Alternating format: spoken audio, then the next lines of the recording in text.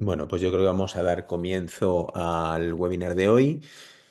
Como he dicho, para aquellos que os hayáis conectado después, soy Pedro Pérez Segura, jefe de Oncología Médica del Hospital Clínico San Carlos de Madrid y coordinador de esta serie de webinars que llamamos Learning Genomics y que hacemos gracias a la colaboración de Fundación ECO y de Health5.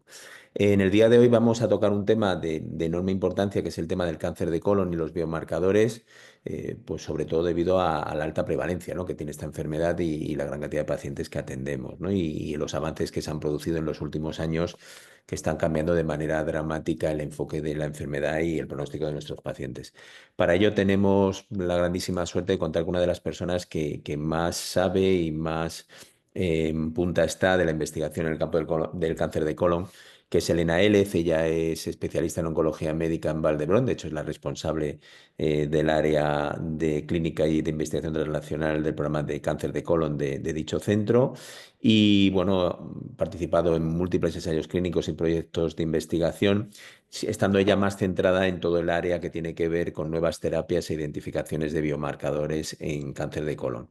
Además, ha participado de manera activa en la clasificación molecular del cáncer de colon y también tiene mucho desarrollo, es una experta tanto a nivel nacional como internacional en áreas tan concretas de este tipo de tumor como son los cánceres de colon con mutaciones subexistentes en BRAF y todo el apartado que ya sabéis que cada vez va cogiendo más importancia de inestabilidad de microsatélites.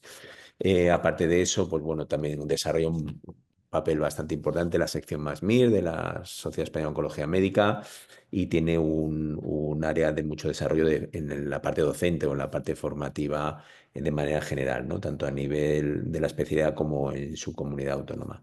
Y nada, muchísimas gracias, Elena, por estar hoy con nosotros. Y bueno, simplemente antes de dar paso a Elena, avisaros de que aparecerá un QR para que al final hagáis un cuestionario de calidad, que como siempre digo, al final nos ayuda a que estos webinars sean cada vez un poquito mejores. Y nada más, Elena, cuando quieras, encantados de escucharte. Muy buenas tardes, muchísimas gracias, Pedro. Gracias por la introducción. Felicitaros por esta iniciativa. Estoy viendo casi 90 personas conectadas, es decir, que me parece impresionante, y también dar gracias por dar visibilidad al cáncer colorectal, ¿no? Que como bien has dicho, pues y a modo de introducción para todos aquellos que no estéis tan focalizados en el cáncer de colon, decir que es un tumor muy frecuente. Es llamativo el incremento que hemos visto en incidencia y el incremento que hemos visto en incidencia en población joven. De hecho, el cáncer de recto en pacientes menores de 50 años ha aumentado, dependiendo de la región, un 130%. Es decir, que es algo que tiene que preocupar, ¿no? Es además el segundo en mortalidad. Es decir, que yo creo que eso justifica que hablemos de tumores así. Estos son mis conflictos de interés, que si bien es cierto que hasta hace unos años igual no eran los tumores con mayor mortalidad. Creo que el hecho de cómo se han ido incorporando las terapias dirigidas es lo que ha cambiado que algunos pronósticos, como el cáncer de pulmón, pues hayan mejorado la supervivencia espectacularmente, y en el cáncer de colon, aunque hayamos mejorado, hayamos llegado como a un plató. Entonces, sí que me gustaría, dicho esto, que entendiéramos por qué nos ha costado tanto implementar biomarcadores en el tratamiento del cáncer colorectal. Entonces, el cáncer de colon tiene una particularidad, que es un tumor muy, muy heterogéneo. Sabemos que habitualmente, en la inmensa mayoría de casos, solo un 20% van a ser tumores hereditarios, normalmente vinculados a síndrome de Lynch o poliposis adenomatosa familiar. En el resto van a ser casos esporádicos. En cuanto a pacientes jóvenes, destacar que la inmensa mayoría de ellos van a ser pacientes con tumores estables, es decir, que eso es lo que es llamativo, este aumento de incidencia de lo que llamamos a hoy el young onset, y que es el fruto de una evolución clásica ya descrita por Vogelstein, de pólipo, adenoma, adenocarcinoma, y es un tumor muy mutagénico, aunque no hipermutado en la mayoría de casos. Es decir, que esta progresión pólipo, adenoma, adenocarcinoma finalmente va a tener que ver con la acumulación de distintas mutaciones. Normalmente vamos a ver que APC, el gen de la poliposis adenomatosa familiar, es una mutación fundadora, y luego vamos a encontrar otras mutaciones muy conocidas, como la mutación de Carras, que es un evento muy, muy precoz. Incluso lo vemos en algunos adenomas, ¿no? Es decir, que incluso en patología benigna ya empezamos a ver mutación de las MAP kinasas. Esto al final lo digo porque es un tumor que desde un punto de vista genómico es complejo. Podemos encontrar distintos tipos de mutaciones. Como digo, es distinto de considerar tumores hipermutados. Normalmente el TMB de un cáncer colorectal suele estar por debajo de 10, el tumor mutational burden. Y por otro lado, el hecho de que tengamos tantas mutaciones y que pocas de ellas hayan sido targeteables, pues es lo que ha dificultado implementar los biomarcadores en el tratamiento del cáncer colorectal. Además, luego lo hablaremos, veremos que hay coexistencia con algunas de estas mutaciones. Entonces, ¿qué biomarcador seleccionamos para dirigir el tratamiento en cada momento? Es algo que es importante. Entonces, podréis pensar, ¿no? Muchos de los que nos estáis escuchando, bueno, pues para eso la biopsia líquida debería tener una gran utilidad en un tumor que es heterogéneo, en que cuando empecemos a implementar una terapia biológica vamos a garantizar un proceso de selección clonal, pero como luego os mostraré, a día de hoy no hay ni una sola indicación en cáncer colorectal basada en biopsia líquida. Pero bueno, al final sí que transmitir que el entender la biología del tumor nos ha permitido desarrollar nuevas terapias y ha permitido que el paciente con cáncer colorectal metastásico vayamos pasado de supervivencias de en torno a los 9 meses o menos cuando tratábamos a los pacientes con 5-FU, droga de la que todavía dependemos, hasta los prácticamente 40 meses que estamos viendo en pacientes con determinados perfiles moleculares. Entonces, sí que me gustaría, no voy a ir punto por punto, pero contextualizar, porque esto lo voy a mostrar en alguna de las presentaciones de las slides siguientes, es que pues aquí nos adherimos al manejo del cáncer colorectal basado en las guías ESMO y creo que es importante conocer este intento que hizo ESMO de categorizar los biomarkers según el nivel de evidencia para su accionabilidad que hay y como veréis posteriormente, o sea, los biomarcadores que tiene cáncer colorectal con un SCAT scale, ¿no? Que es esta escala que hay una correlación de accionabilidad y clínica en cáncer colorectal metastásico de nivel 1 y 2 es muy bajita. Recordar que los que son considerados tier 1 son aquellos que podemos implementar ya en el daily care, que hay un algoritmo asociado y que yo, según esa alteración molecular, número 1, la puedo determinar y número 2, puedo tomar mis decisiones y prescribir ese fármaco de rutina en el sistema de salud pública. Y luego los SCAT Scale con Tier 2, estos suelen ser más investigacionales. Esto, pues por ejemplo, para poner un ejemplo, un SCAT1 va a ser pacientes que tengan una inestabilidad de microsatélites, ¿no? MSI high, pues ahí sé seguro que esto es el 5% de los pacientes con cáncer colorectal, los podré tratar con inhibidor de PD-1 y, por ejemplo, un Tier 2, aquí, por ejemplo, entraría a discusión, que luego lo podemos hablar, en qué momento se tiene que determinar el HER2, en que sabemos que hay pacientes con cáncer colorectal con HER2 sobreexpresado, en que ya se ha demostrado actividad de distintas terapias dirigidas, pero que a día de hoy no tenemos ninguna aprobación basada en un ensayo clínico fase 3. Entonces, por ejemplo, si encontramos algo así en la primera línea, la manera de hacerlo sería en un clinical trial, ¿no? Es decir, que veremos que tenemos muy poquitos tier 1 y alguno de ellos va a ser tier 2 o el rechallenge, ¿no? El rechallenge es muy difícil con anti-EGFR que lleguemos a tener grandes ensayos clínicos fase 3, pues esto está incluido en las guías como un tier 2. Bueno, entonces vamos a hablar de biomarcadores en cáncer colorectal. Veréis que me voy refiriendo todo el tiempo a la ESMO SCAT Scale. La presentación la he dividido en cáncer de colorectal metastásico y early stage. Esta es una de las grandes diferencias que hay en el cáncer de colon comparado con otros tumores sólidos, y es que el early stage se comporta de una manera muy distinta a la enfermedad metastásica. De hecho, coincidiréis conmigo que cuando hacemos desarrollo farmacológico, lo más habitual es que encontremos una diana, tratemos a los pacientes metastásicos primero cuando son refractarios con una terapia concreta y que luego posteriormente vayamos escalando a la segunda línea y luego a la primera línea.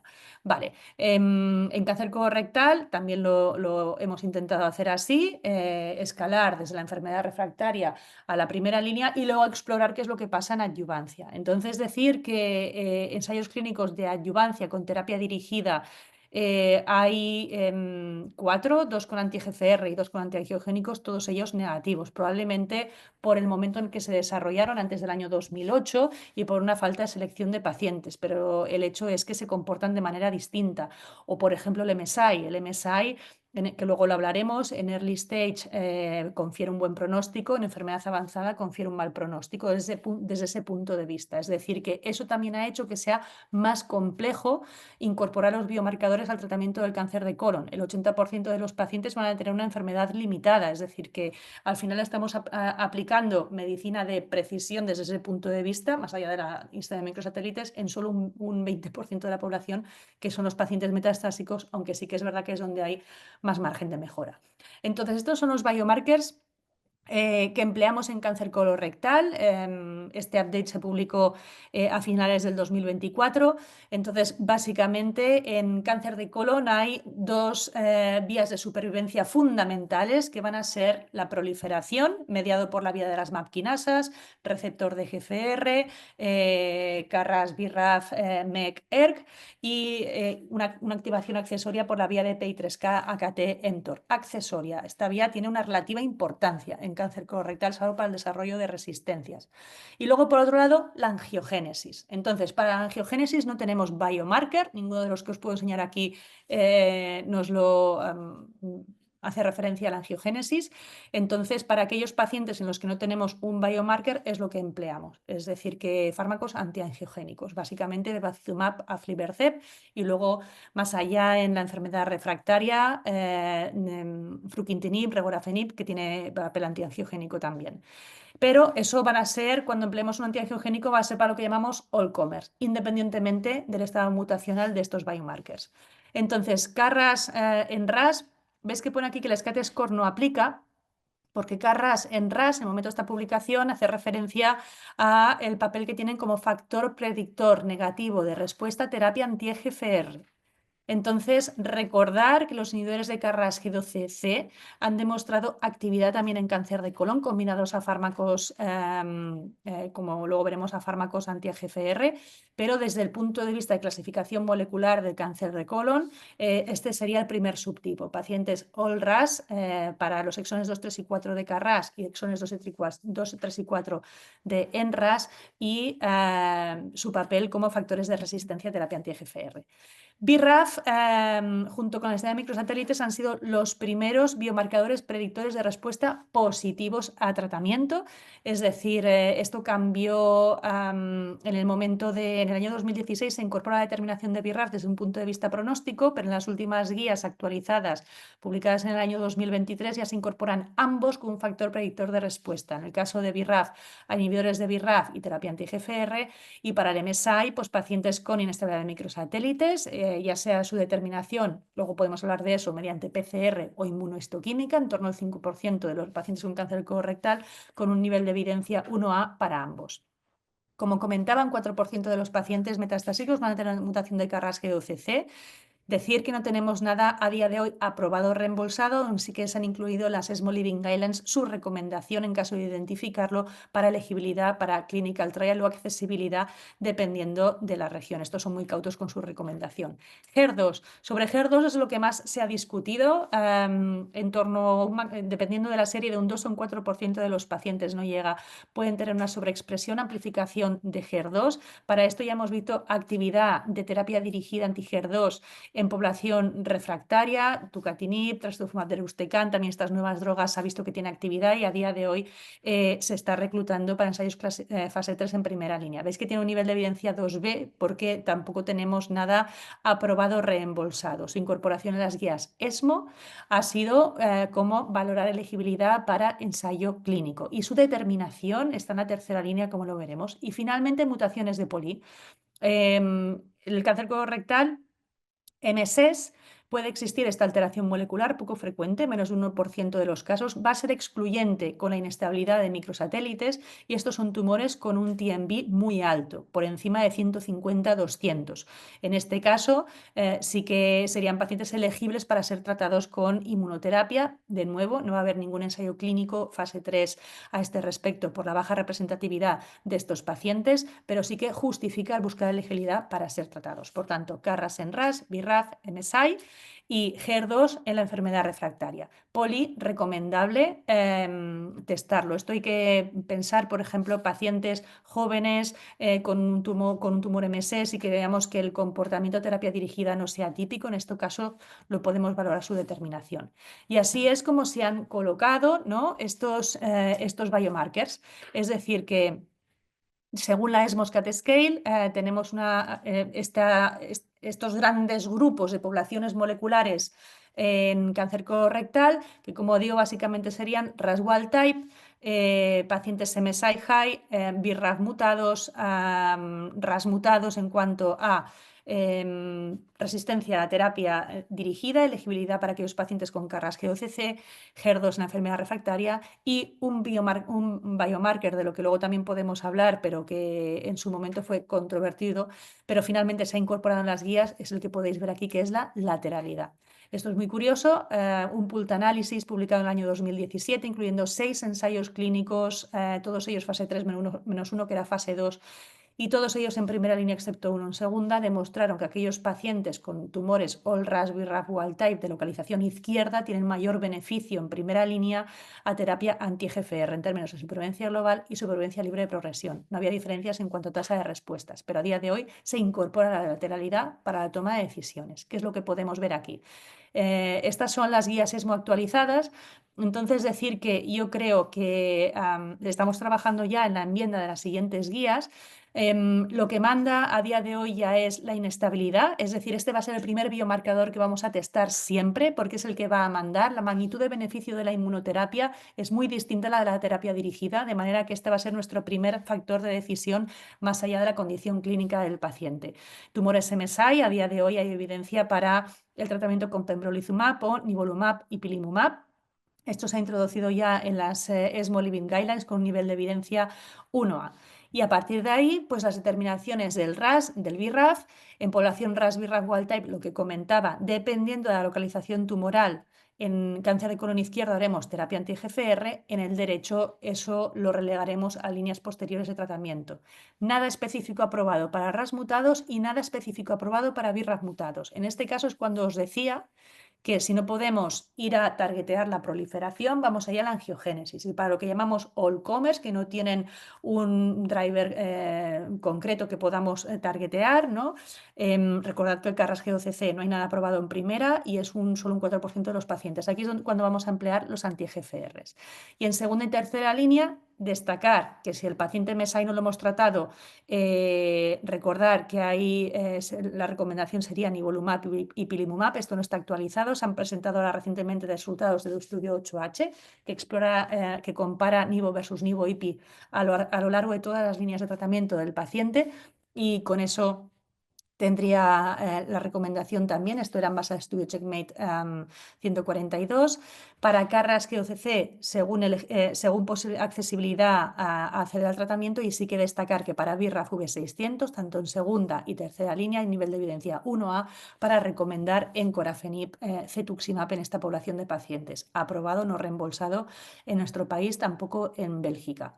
Y como os decía, para all comers, independientemente del estado mutacional de RAS, BRAF, tenemos antiangiogénicos como recomendación para ello. Recordar que aquí también es cuando se incorpora el HER2 en la tercera línea, la determinación de HER2, que desde mi punto de vista idealmente debería ser desde el principio. Creo que es un tema para discutir después. Está aquí incluido en la tercera línea, valorar elegibilidad para estudio clínico. Entonces, entrando con una parte un poco más crítica, ¿qué encuentro yo aquí que nos faltaría? O sea, yo creo que estamos hablando de biomarkers, esto es inevitable hablar de plataformas. En el momento en el que tenemos que determinar los exones 2, 3 y 4 de CARRAS, de NRAS, determinamos BRAF, yo creo que ahí empezamos a hablar de un pequeño panel. Entonces, a día de hoy, la inmensa mayoría de comunidades autónomas, diría que en todas hay acceso a paneles limitados de NGS, en que podemos tener varias determinaciones, otras mutaciones ahí incluidas, como puede ser P53, APC, SMAD4, que bueno, tienen un valor relativo, lo que sí que si tenemos algunas informaciones añadidas, también parece un tema a discutir, como la fracción élica mutada, nos puede ayudar a entender incluso mejor el pronóstico del paciente, mutaciones en PI3K. Pero luego hay alteraciones moleculares poco frecuentes, como es el caso de las fusiones, ¿no? Fusiones de NTRK, menos de 1% de los pacientes, fusiones en ROS, menos de 1% de los pacientes, pero que sin embargo se ha demostrado actividad en monoterapia, que eso no pasa en cáncer colorectal, y de manera que en qué momento se debe testar es algo que se debería considerar. Por ejemplo, yo sí que para NTRK recomendaría que en pacientes con inestabilidad de microsatélites y que no tienen mutación en la vía de las MAP quinasas y tampoco se asocia a un síndrome hereditario, que hay un enrichment para fusión de NTRK. En ese caso creo que sí que valdría la pena testarlo. Y luego HER2, recordar también que es poco frecuente, pero creo que eso se tiene que hacer en la primera línea. De hecho, ya hay mucha evidencia acumulada que los anti-EGFRs probablemente no aporten valor en este caso. Segundo factor importante. Al principio he explicado que el cáncer colorectal es un tumor que es heterogéneo en el resultado de la acumulación de múltiples mutaciones, en que vamos a poder tratarlo, sobre todo con anti-EGFR en terapia dirigida, y que a día de hoy no hay ni una sola indicación que dependa de biopsia líquida. La única es en la tercera línea, en que según las guías ESMO, si uno consigue demostrar que el tumor sigue siendo RAS wild type, ahí se puede reintroducir el anti-EGFR. Bueno, yo creo que sí que ha llegado el momento de incorporar tal vez esto en las guías, ¿no? Porque no vamos a tener nunca un ensayo clínico con más de 300 pacientes fase 3. Y luego, en relación a esto, tampoco no hay un path de qué hacer en pacientes que han recibido una terapia anti-EGFR previa, probablemente porque tampoco tenemos nada dependiente de biopsia líquida. Es decir, que el cáncer colorectal es una enfermedad dinámica en que sabemos que existe la selección clonal y no hay nada más allá de eso, ¿no? Salvo está todo muy construido en base a ensayos clínicos fase 3 y no tanto desde la perspectiva de la biología del tumor, aunque no sé si eso es algo que es específico del cáncer colorectal o que afecta a todos los tumores sólidos. Diría que eso es más bien muy relacionado con el cáncer de colon. Y luego me parece que hay algunas indicaciones clínicas, esto sí que es verdad que creo que son emergentes, en que creo que hay un área de mejora, que son los biomarcadores de inmunoterapia. ¿Por qué me parece esto importante? Desde luego es importante determinar la estela de microsatélites, pero en una situación en la que hoy ya sabemos que existe la posibilidad de tratar a los pacientes MSI-High en primera línea con pembrolizumab o con una combinación de nivolumab y pilimumab, pues yo creo que poder saber identificar qué pacientes pueden requerir un doblete o qué pacientes serían pacientes que funcionarían bien solamente con la monoterapia es una pregunta que a día de hoy todavía no está contestada. Así que es verdad que el estudio 8H está dimensionado para comparar doblete versus monoterapia en la primera línea y sabremos más, pero aún así es un doblete que puede tener una potencial mayor toxicidad y me parece que en estos casos es pertinente que tratemos de identificar biomarkers. Lo que decía, biomarkers durante el tratamiento, ¿no? Parece que el rechallenge es la indicación más obvia, pero que hay de aquellos pacientes, por ejemplo, all RAS BRAF wild type, que los tratamos en primera línea con quimioterapia, anti-EGFR. A día de hoy la recomendación es hacerlo de manera crónica, pues puede ser que estos pacientes no necesariamente necesiten el anti-EGFR todo este tiempo, ¿no? Entonces, yo creo que la evidencia que tenemos es evidencia retrospectiva con pocos puntos en el tiempo de análisis de biomarkers y creo que esto en algunos pacientes sería de particular utilidad, ¿no? Para hacer un tratamiento, por ejemplo, de inducción y después de mantenimiento o para revertir resistencias, ¿no? Es posible que, por eso creo que los ensayos clínicos deberían incluir biopsia líquida. Y luego, por otro lado, la enfermedad limitada al hígado. En ASCO del año pasado se presentaron los resultados del estudio de trasplante liderado por el grupo de, ahora no me acuerdo del nombre del cirujano, ¿no? El estudio fase 3 europeo, que la inmensa mayoría de estudios los habían hecho René Bernás, lo habían hecho los noruegos, y este es el primer estudio europeo, francés, que demuestra el beneficio en supervivencia global para pacientes con enfermedad limitada al hígado y resecable de entrada. Entonces, por otro lado, además, sabemos que por contra aquellos pacientes que no tienen enfermedad hepática activa podrían responder a inmunoterapia sin meses. Poder prever qué pacientes no van a desarrollar nunca enfermedad hepática tiene esta doble utilidad. Es decir, que en ese sentido, por eso también creo que hay un campo abierto a la identificación de biomarkers en este contexto. Y ya para acabar, ¿qué os puedo decir de Early Stage? Pues aquí, como veis, es bastante pobre la incorporación de biomarkers para el tratamiento del Early Stage, estadio 2, estadios 3, o sea, al final tomamos nuestra decisión basados en afectación ganglionar, es decir, que es un criterio puramente patológico. Y luego, por otro lado, en población con estadios 2, es decir, sin afectación ganglionar, sí que la densidad de microsatélites es el biomarcador que primero se incorporó en el tratamiento del cáncer colorectal y que demuestra que esos pacientes tienen mejor pronóstico.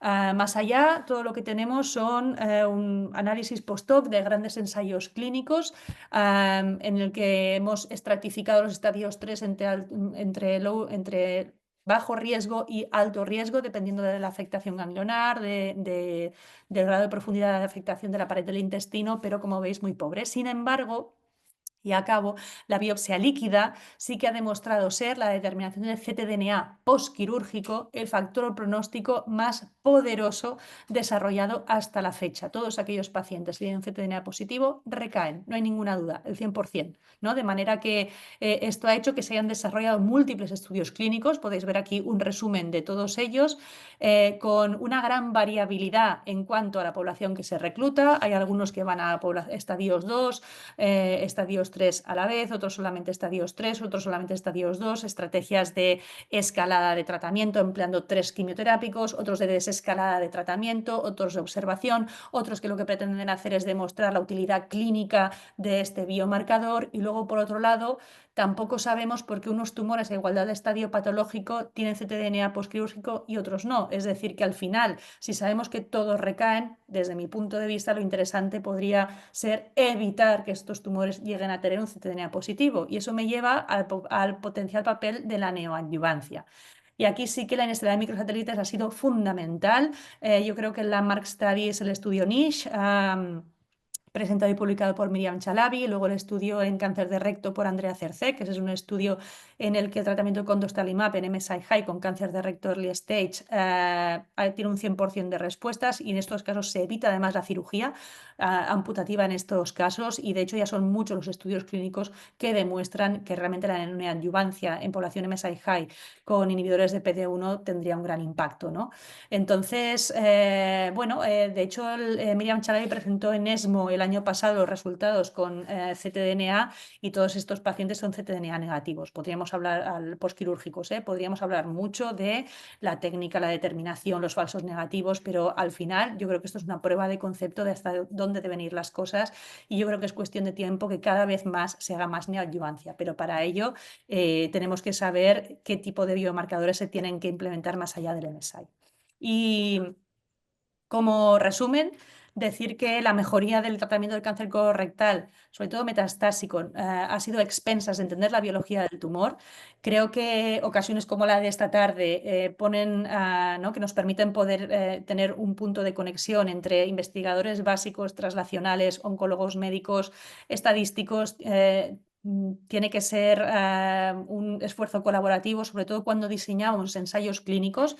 El cáncer colorectal es un ejemplo de ensayo-error. Hemos aprendido a optimizar el tratamiento de los pacientes equivocándonos y generando evidencia retrospectiva. Eso es lo que debería de cambiar, y poder incorporar en los ensayos clínicos determinaciones con biomarkers, análisis en real time y redefinir la manera en que hacemos desarrollo farmacológico, ¿no? Es decir, que yo creo que la multidisciplinariedad a día de hoy ha ido un paso más allá, y creo que ya en muchos centros este tipo de nuevo trabajo multidisciplinar es una realidad.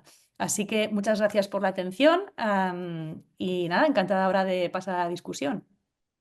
He dicho Pues René sí. Bernars, René Adam, ¿eh? Es el René Adams, sí, estudio. sí. que ya es, bueno, yo creo que este hombre debe tener ya, ¿cuántos? 70 y algo años, ¿no? Porque yo le Como, llevo como yendo, poco. hablando Sí, de la sí, cirugía resectiva en metástasis hepáticas y, bueno, además habla español, ¿no? Yo creo que habla español, sí, ¿no? O habla sí, español sí. además. Sí, sí, Bueno, de hecho es simpático, es verdad. es súper simpático, sí. Y además yo creo que es un cirujano muy oncológico, ¿no? Aparte, o sea, confía mucho, a pesar de que él opera las metástasis, confía mucho en el tratamiento Sí, sistémico, ¿no? sí. Bueno, pues muchísimas gracias, Elena. Has hecho una revisión y además con un carácter un poco también estratégico, ¿no? No solo de bajar a los datos y en las indicaciones y a qué biomarcadores, sino también un poco hacia dónde vamos o qué preguntas hay que responder, ¿no?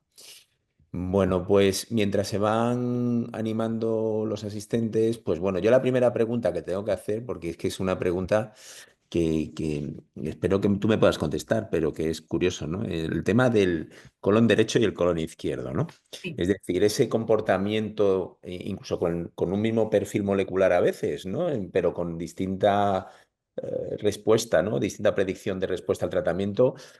¿Cuál es la razón de que haya ese comportamiento? ¿Existe alguna teoría al respecto? Sí, pues la verdad que yo creo que el tema del colon derecho y el colon izquierdo es una prueba de concepto de cuánto podemos mejorar en cáncer colorectal en la investigación de biomarkers. Es verdad que el cáncer de colon, no he hablado de los molecular subtypes de cáncer colorectal, los conocidos como consensus molecular Ujú, subtypes, que para recordar a los que nos escucháis es una clasificación transcriptómica del cáncer de colon en 4 grupos, ¿no? Los que llamábamos MSI-like, que era el CMS1, que aquí había pues más cáncer de colon derecho, más población MSI-high, más mutación en BRAF y en general los tumores derechos son tumores molecularmente más complejos o que al menos nosotros no hemos llegado a entender el motivo por el cual responden menos a terapia anti-GFR. Es verdad que el cáncer de colon derecho aglutina la mayor parte de CMS1 donde puede haber mutación de BRAF. Y recordar que es una clasificación transcriptómica, es decir, que yo puedo ver más mutación de BRAF y puedo ver más MSI, pero puedo no verlo, pero que desde un punto de vista transcriptómico se comporten de esa manera. Y luego hay un tema que no he tocado, porque es un biomarcador que desafortunadamente creo yo que nunca lo veremos en un algoritmo, que es el microbioma. ujú, Entonces, el microbioma sabemos que está muy condicionado por el exposoma de los pacientes. La mayor parte de investigación en cáncer de colon en jóvenes, en el Young Onset Colorectal Cancer, está muy focalizado en el exposoma y cambios en el patrón de metilación y que esta variación en el exposoma pues, haya hecho pues, esto que precipitar el desarrollo de este tipo de tumor. Entonces, el microbioma, en el año 2014, hay dos papers, uno del 2014 y uno del 2017, ya se ve que el microbioma del cáncer de colon derecho y izquierdo son distintos. Así que es posible que veamos un cambio de patrón. Y luego también hay más amplificación o sea, bueno, del cromosoma 7. O sea, en el cromosoma 7 encontramos FR, encontramos MET, y aquí también podemos ver que hay un interplay entre los dos. Pero tampoco hay que decir que nos ha hecho un gran esfuerzo por entender por qué eso pasa. Yo ahí diría que el grupo de Jenny Seligman en UK sí que han trabajado en ir un poco más allá, en decir, oye, mira, que estos pacientes, la respuesta depende de otras cosas. Y ellos sí que han visto que en pacientes con cáncer de colon derecho o el RAS BRAF wild type, cuando hay una sobreexpresión de los ligandos, que esto, yo cuando era resía se hablaba de la anfirregulina y la pirregulina, cuando hay sobreexpresión de los ligandos, aunque sean derechos, los tumores pueden responder. Es decir, que al menos se está trabajando en intentar conseguir respuesta anti-GFR en estos pacientes. De hecho, con el estudio de TTD vamos a empezar un estudio académico con el grupo de Leeds que va a reclutar a los pacientes en base a este biomarker.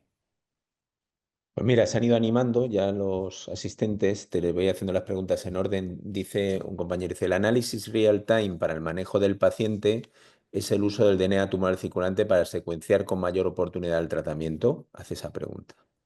Claro, esto sería lo ideal. O sea, yo creo que al final lo importante es entender la cinética del tumor.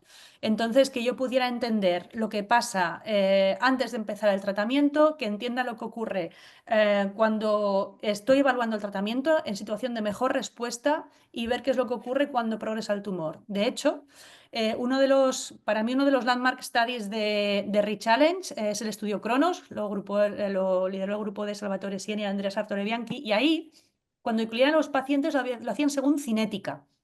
Entonces, no era sino CARRAS, NRAS, BRAF, mutación de GFR detectable o no.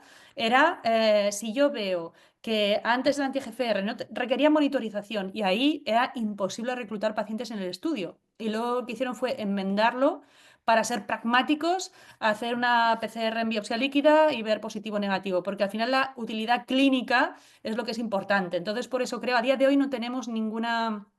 Esto sería lo ideal, entender qué es lo que pasa. O, por ejemplo, hay escenarios clínicos en los que nosotros que podemos hacer biopsia líquida por determinados contextos de investigación tenemos la información, por ejemplo, que muchos lo pensarán en este caso, paciente con metástasis hepáticas que tiene una resección ahí borderline, que lo presentamos en comité, decidimos empezar tratamiento y luego vemos que tiene una respuesta pero que tampoco, o sea, que reduce, pero que no es una respuesta de más del 30%. Hacemos más tratamiento, no baja de ahí. Ahí, por ejemplo, si tenemos la cinética, es algo que para mí tiene mucho valor, porque si imaginad que empezamos con que es un tumor que negativiza ctDNA, pues bueno, igual es un paciente de buen pronóstico para poder operar y tú vas más Ujú. tranquilo cuando son cirugías importantes. Entonces, el problema es que no hay estudios clínicos que hayan hecho cinética. Sí que es verdad que en el estudio Sequence del TTD, la parte translacional ha liderado Clara Montagut, que ya como sabéis hace mucha investigación en biopsia líquida.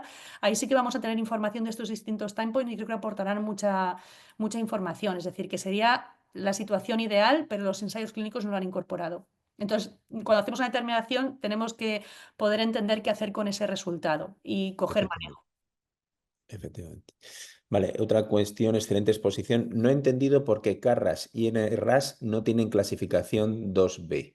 ¿Podría volver a explicarlo? Sí, es decir, en Carras y en RAS lo categorizan de dos maneras. Para Carras en RAS, considerando los exonos 2, 3 y 4 de ambos oncogenes, tienen una clasificación no aplicable cuando hablamos de terapia anti-GFR, porque son factores predictores negativos de respuesta al tratamiento. Y lo que categorizan las SCAT Scale es la accionabilidad. Sin embargo, si miramos Carras G12C, ahí sí que le dan un nivel de evidencia 1A, porque una mutación de Carras G12C predice respuesta con inhibidores de Carras G12C más anti-GFR. Entonces tiene esta doble categorización. Otra pregunta que nos hacen, ¿qué hacemos con el cáncer de colon estadio 3 con inestabilidad en microsatélites? ¿Lo tratamos o no lo tratamos? Bueno, ahí es donde yo os diría, enséñame el ctDNA. ¿No? En ese caso, o sea, como esta pregunta, ¿no? Eso es un ejemplo buenísimo de en qué casos el ctDNA puede tener un gran valor. Pero, por ejemplo, ¿no? Dejadme que haga un poco de abogado del diablo. En este caso, cuando es un estadio 3, ¿no? Imaginemos un N2 o un T4, pongamos Ujú. un N1, que yo creo que es así como el T4 es el que nos da más miedo, ¿no? Es un ctDNA negativo, dices, vale, pues no va a recaer. Entonces ahí lo que da más miedo son los falsos negativos. Ahí es donde los ensayos clínicos han puesto mayor esfuerzo en mitigar la incidencia de falsos negativos. Yo creo que donde tiene más indicación el ctDNA va a ser en los estadios 2, que es donde nos cuesta más elegir, y a un MSI, dependiendo de la afectación ganglionar, yo creo que en este caso sí que todos los estudios han demostrado beneficio de la quimioterapia adyuvante. Entonces yo ahí sí que recomendaría una quimioterapia adyuvante. Nos lo podemos cuestionar con un estadio 3 de bajo riesgo, mucho cuidado a esta clasificación porque es un análisis post-hoc. Entonces yo creo que es en estos casos particularmente cuanto más evidencia tengamos mejor. Atentos a ASCO que yo creo que este año vamos a tener novedades súper importantes. Dice, dentro de los criterios en la elección del tratamiento en cáncer diseminado, se tendría que tener en cuenta la clasificación de enfermedad resecable, potencialmente resecable e irresecable. ¿Cuál es su opinión? Sí, estoy 100% de acuerdo, más si la pregunta viene del doctor Sidera, ¿eh? Absolutamente 100% de acuerdo. Es verdad que las nuevas guías, sobre todo las últimas dos versiones, lo separan mucho, ¿no? Hay una parte que es más dirigida a lo que llaman tratamiento local, siendo enfermedad metastásica, y luego ya la primera, segunda línea, que ya se asume que es enfermedad irresecable. Entonces yo creo que sí, creo que esto es un primer punto de partida. Hay algo que es indiscutible y es que en aquellos casos en los que se logra, y podríamos hablar, el concepto de enfermedad oligometastásica, la definición de las guías ESMO es que no haya más de 5 localizaciones metastásicas y que todas ellas sean tratables de manera local. Yo creo que Creo que sí se debe hacer, pero no tanto desde su punto de vista de un algoritmo resecable, potencialmente resecable, sino como ya una toma de decisión multidisciplinar. Es decir, que todos los pacientes tienen que pasar por el comité. Esto lo creo sin duda alguna. Y luego creo que también el que se hayan incorporado nuevas drogas, ¿no?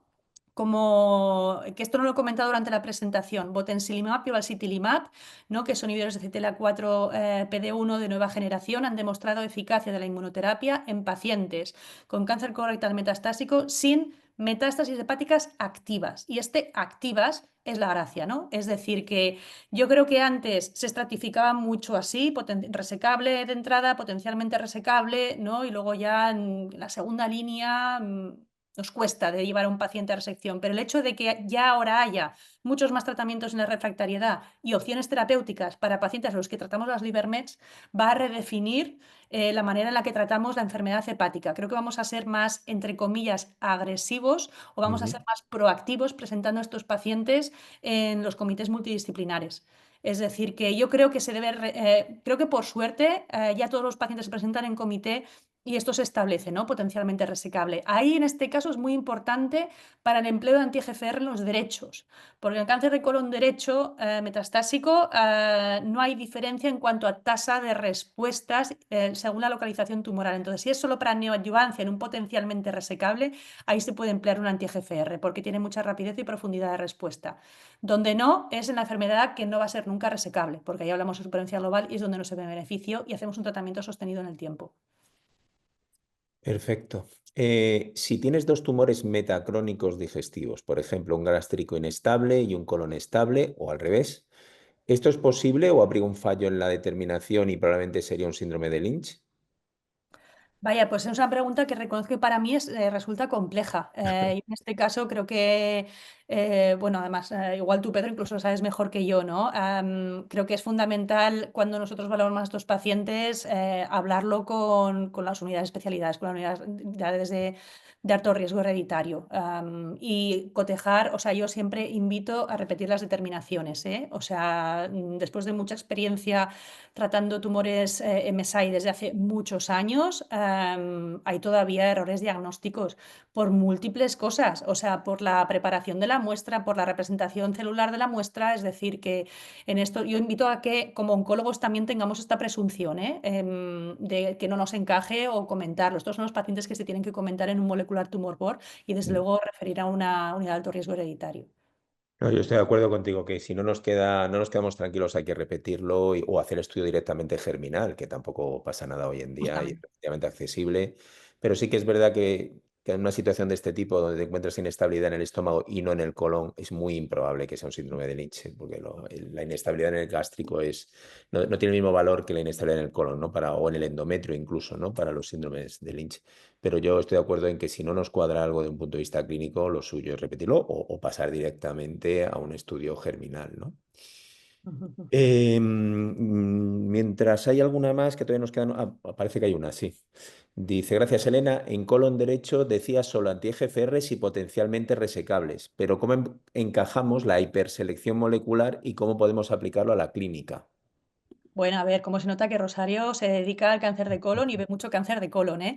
Hay un tema que no he tocado, que es los resultados del ensayo clínico Paradigm, ¿no? Que entiendo que es seguramente a lo que se refiere Rosario, que este es un estudio fase 3 de primera línea liderado por el grupo japonés, por Takayuki Yoshino. Entonces, aquí lo que se hacía era, pues, FOLFOX, panitumumab, era la rama de tratamiento, y luego se hacía la evaluación de respuesta dependiendo de los resultados de biopsia líquida.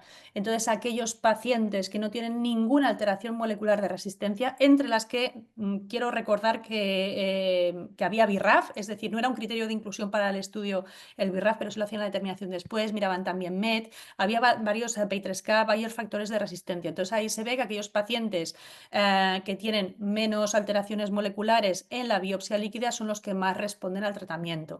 Entonces, esto abre la puerta a que pudiéramos valorar en cáncer de colon derecho metastásico, incluso no resecable, es decir, más allá, ¿no? El prescribir este tratamiento a los pacientes en base a esta alteración molecular, a esta ultraselección. Ahora bien, me parece bien, pero entonces hay que ser coherentes a todo lo largo de la enfermedad y hacer esto en la primera línea, esto en la segunda línea, evaluar la respuesta. Y luego está cómo hemos clasificado ese cáncer colorectal. Entonces, cuando os contaba lo de los CMS, hay un estudio que a mí me gusta mucho en el que cogen tumores desde apéndice hasta recto y hacen la clasificación del Consensus Molecular Subtypes en todos estos tumores. Hay cientos de tumores. Entonces, lo que ven es que la inmensa mayoría de cáncer de colon transverso se parece mucho más al cáncer de colon izquierdo que al derecho.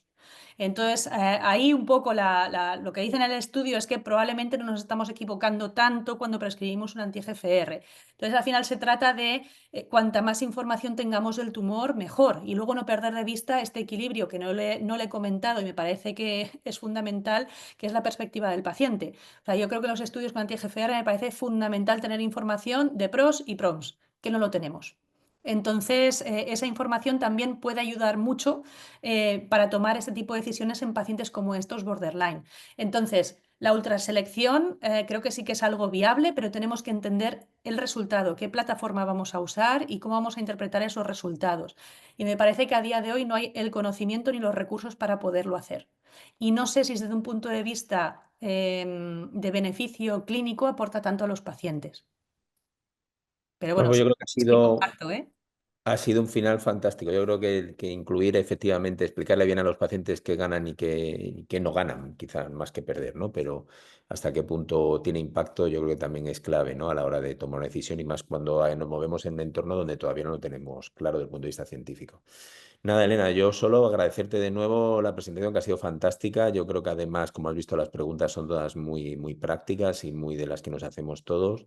Hay un campo tremendo de investigación. Yo creo que en los próximos años vamos a tener información que va a cambiar realmente la vida de los pacientes y nuestro planteamiento en las consultas. Y como he dicho, muchísimas gracias, Elena, y muchas gracias tanto a Health in Code como a la Fundación ECO por apoyarlo. Recordaros que os va a aparecer a un QR para que hagáis el cuestionario de calidad y os esperamos en los siguientes webinars. Muchísimas gracias, Elena. Muchísimas gracias, Pedro. Gracias a todos.